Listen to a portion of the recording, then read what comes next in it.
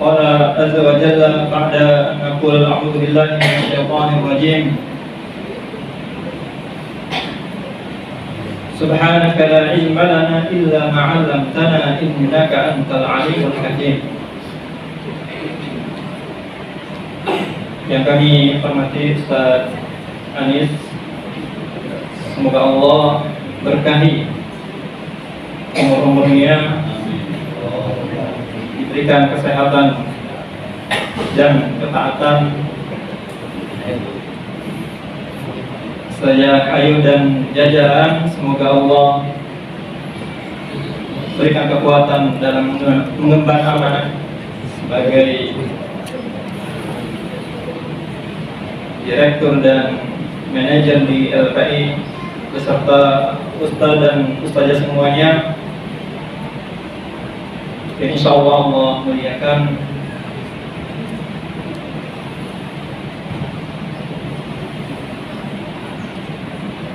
Di Nur Hikmah ini alhamdulillah, dan kita berharap sebenarnya Allah benar-benar memuliakan kita sebagaimana Allah memuliakan satu bulan ini. Begitu juga Allah memuliakan ada satu malam yang tidak ada satu orang pun yang tahu, dan Allah memuliakan satu makhluk yang tak pernah kita lihat, dan alasan dari kemuliaan semua itu adalah satu hal, yaitu Al-Quran Al-Karim. Semoga kita adalah bagian orang-orang yang Allah muliakan dengan Al-Quran. Amin ya rabbal alamin. Siang ini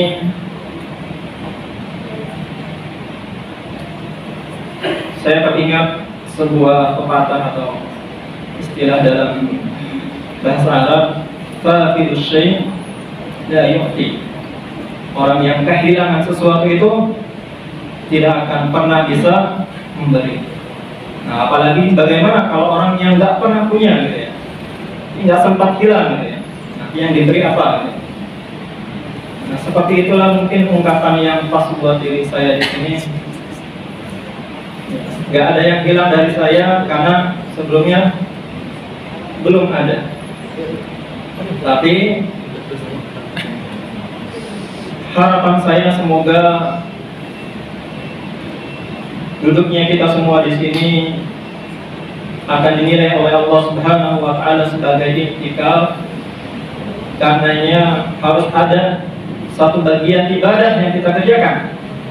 Mudah-mudahan kita duduk di sini semuanya dalam rangka thalabul ilmi.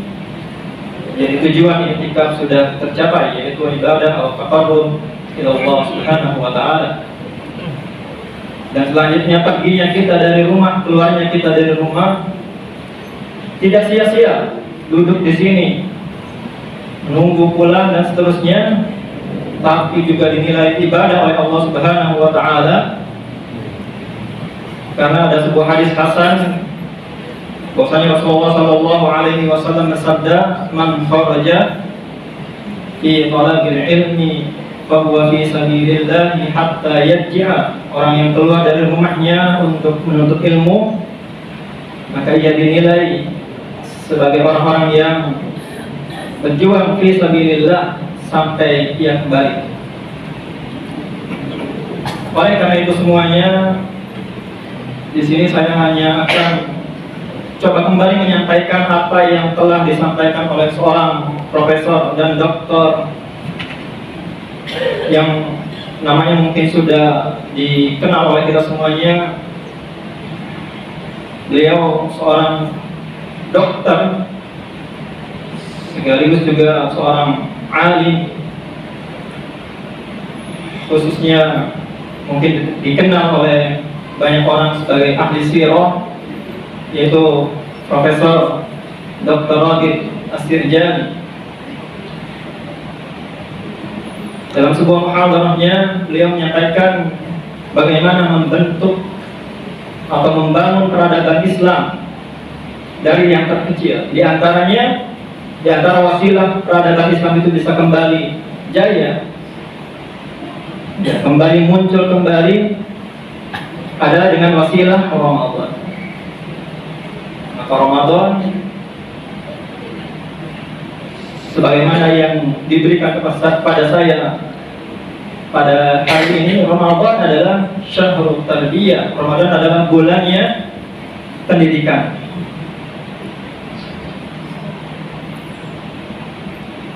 Apa saja yang Allah ajarkan kepada kita melalui Ramadan? Kata beliau, setidaknya ada 7 hal yang Allah ajarkan kepada kita semua hambanya melalui Ramadan ini. Dan sebenarnya materi detailnya itu sudah dijelaskan oleh asatidz kita di hari-hari sebelumnya, di hukum-hukum sebelumnya. Jadi saya coba ringkas saja sekarang. Yang pertama, Ramadan membentuk atau mengajarkan kepada kita menjadi seorang yang ahli, menjadi seorang yang profesional. Jadi dengan Ramadan, seorang itu akan ahli di bidangnya, atau mungkin bahasa sekarangnya akan menjadi seorang yang profesional ketika mengerjakan sesuatu, tidak setengah-setengah, tidak asal-asalan gitu ya.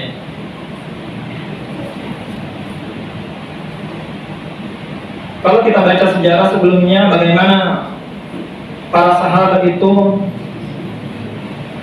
pada awal-awal Ramadan pertamanya mereka dihadapkan langsung dengan perang yang besar, dan perbandingannya tidak, kalau kita pikir pakai logika, tidak sebanding ya. Jadi sekitar 300 lebih orang dilawan dengan 1.300 orang di daerah antara Madinah dan Mekah, antara Mekah dan Madinah, yaitu di Badar ya. Sebuah perang yang tidak diniatkan untuk perang, tapi ternyata qadarullah, Allah takdirkan perang itu dan terjadilah gitu ya. Dan Allah menangkan. Bagaimana mereka bisa menang dalam perangan ini? Kalau mereka sudah terlatih ya. Karena mereka selalu berada di samping Rasulullah Sallallahu Alaihi Wasallam. Di antaranya dengan Ramadan ini. Jadi harapannya semoga kita bisa menjadi ahli di bidang kita masing-masing dengan Ramadan ini. Bagaimana kita bisa disiplin waktu, bagaimana kita bisa mengerjakan sesuatu dengan sempurna, sebagaimana kita menjalani hari-hari di bulan Ramadan. Yang kedua, Ramadan mendidik kita untuk menahan hawa nafsu, atau minimal mengendalikan hawa nafsu itu dan menempatkan pada hak-haknya, pada tempat yang benar. Bagaimana tidak, Ramadan mengajarkan kepada kita untuk menahan diri dari sesuatu yang halal. Makan sebenarnya halal gitu ya. Minum air putih halal gitu ya. Tapi Allah ajarkan kepada kita untuk menahan diri dari itu. Maka apalagi dari semua yang Allah haramkan. Harusnya kita lebih bisa.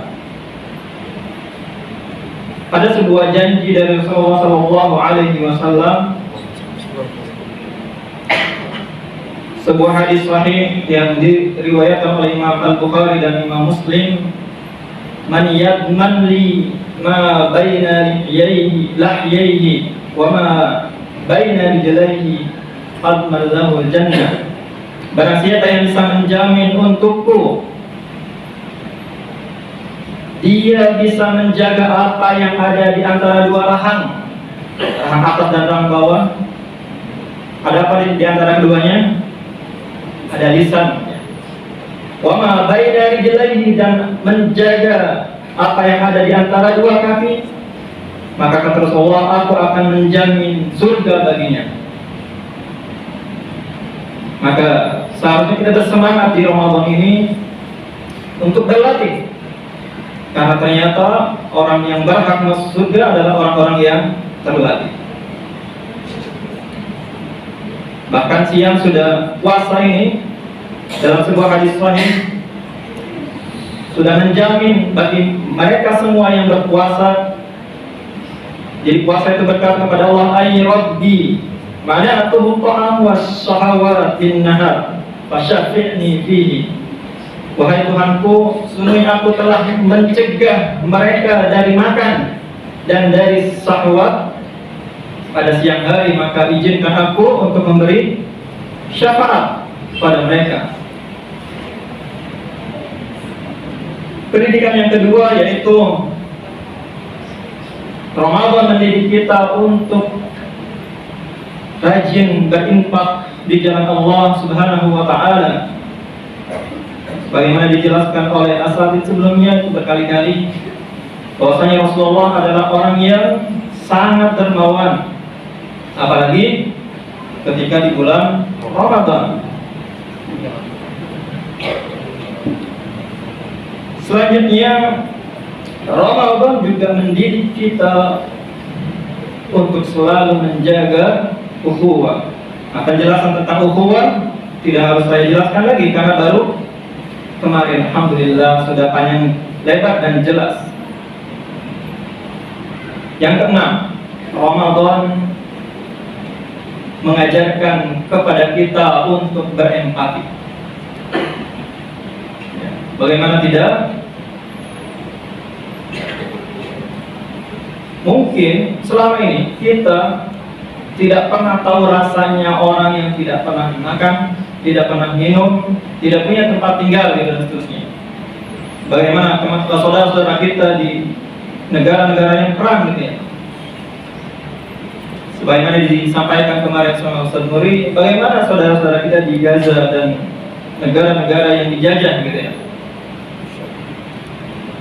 Maka akan sulit untuk berempati kalau tidak pernah merasakannya. Di antaranya Ramadan mengajarkan ini, bagaimana kita menahan lapar dari subuh sampai maghrib.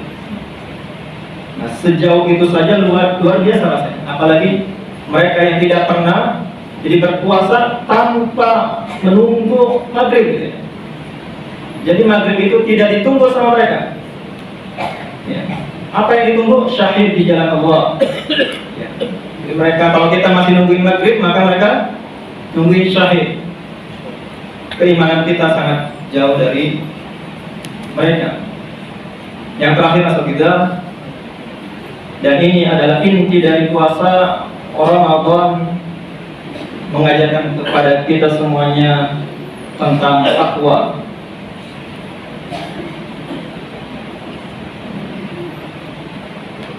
Maka kata Allah Subhanahu wa taala,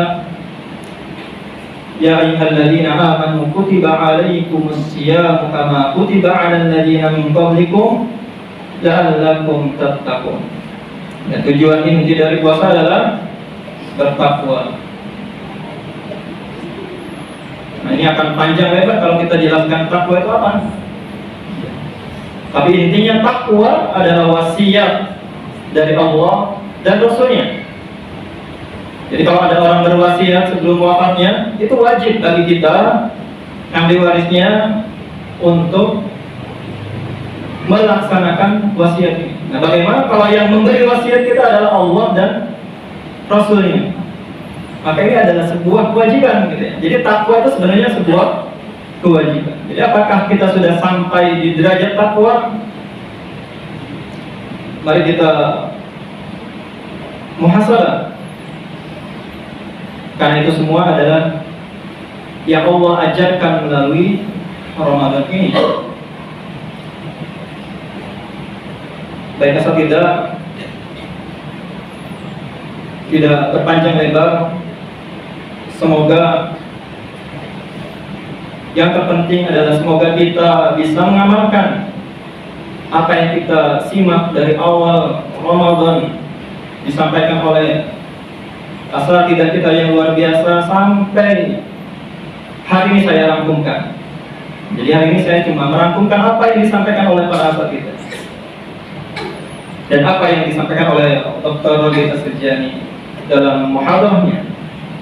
Kalau mau dibahas itu sangat panjang, dan yang terpenting tadi, mari kita bermohon pada Allah semoga kita menjadi orang-orang yang bertakwa, dijauhkan dari neraka, azab kubur, dan segala azab yang Allah turunkan, dimudahkan untuk beribadah dan dimasukkan ke dalam golongan ahli surga. Amin ya rabbal alamin. Subhanakallahumma wa bihamdika asyhadu an la ilaha illa anta astaghfiruka wa atubu ilaik. Assalamualaikum warahmatullahi wabarakatuh.